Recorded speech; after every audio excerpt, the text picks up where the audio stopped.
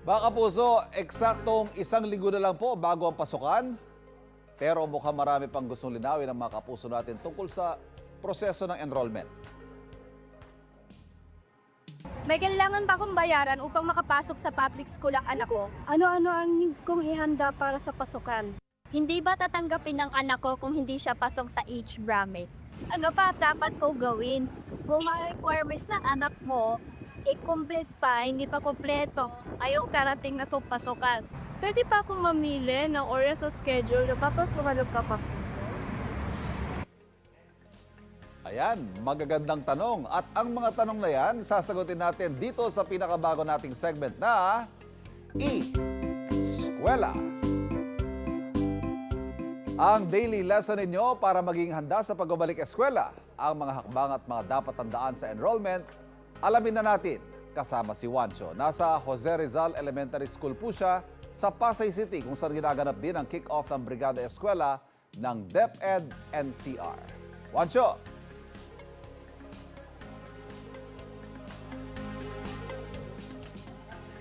Morning, Kuya Ivan! At good morning sa inyong lahat mga kapuso. Nandito nga tayo at nakikisa sa Jose Rizal Elementary School para sa kanilang Brigada Eskwela 2025 para sa ligtas, malinis at maayos na balik eskwela 2025. At ito nga po ang host school para sa Regional Brigada Eskwela Kick-Off ng DepEd NCR ngayong araw. Mula kanina, natapos na natin ang magkumpuni ng ilang mga sirang upuan.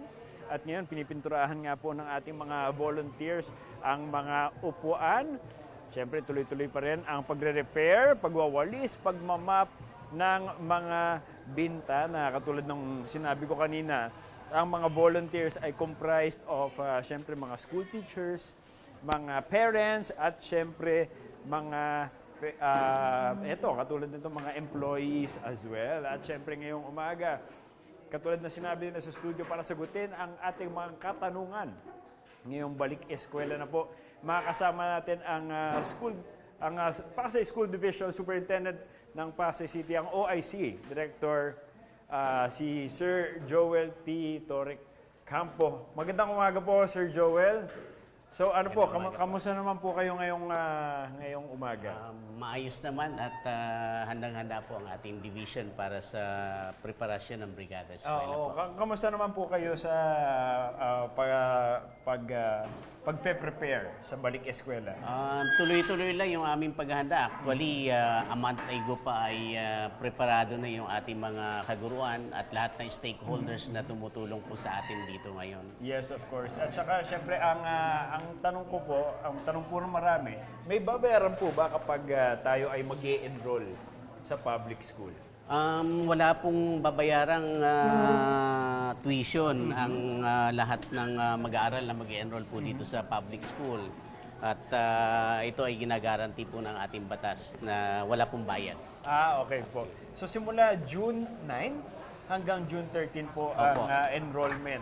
Ano po ba ang kailangan nilang ihanda kapag mag-e-enrollment na? Usually ay kailangan may dala ng SF9, yung card niya ay yun ang inihahanda.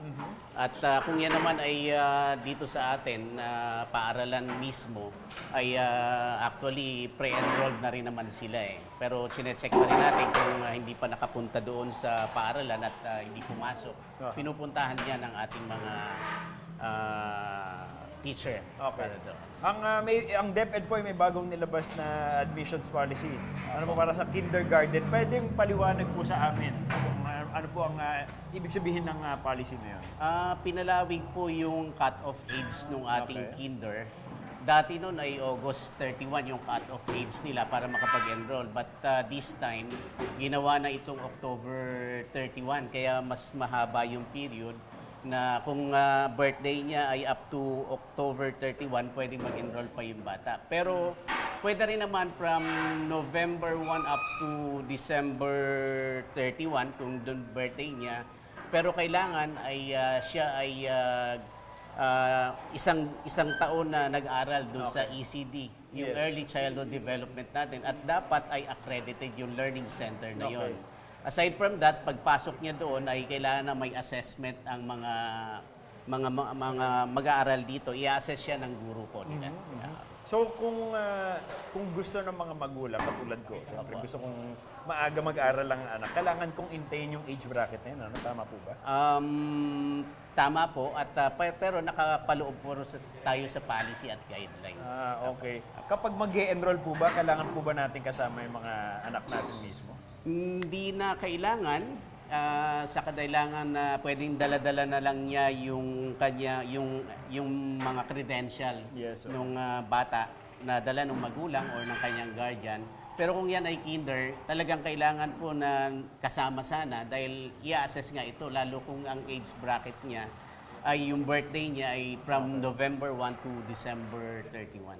Sir JT, siyempre maraming nagiging experience sa mga kapuso natin or mga eskwelahan na mag-e-enroll pero hindi kompleto ang requirements. Ano po ba ang nagiging proseso natin doon?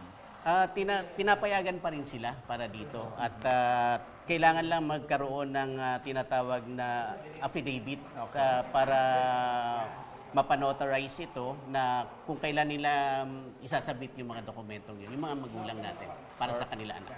Okay, maraming salamat po Sir JT. Naku, marami pa tayong gagawin dito sa Brigada Balik Eskwela. Siyempre, Sir JT, naku, pupunta muna ako dito. Sige Iwan po. ko muna kayo. Thank you. Okay, so siyempre, bilang handog para sa Balik Eskwela 2025, may konting tulong tayo ng mga cleaning materials at siyempre magagamit sa Brigada Eskwela. Meron tayo ditong, siyempre may pintura tayo, may walis, ayan, may mga map, at syempre magagamit ito ng mga volunteers natin para ihanda na ang pagbabalik eskwela ng ating mga bagets. Syempre, importante talaga ang pag-aaral ng ating mga bata. At yan na po muna mula dito sa Jose Rizal Elementary School.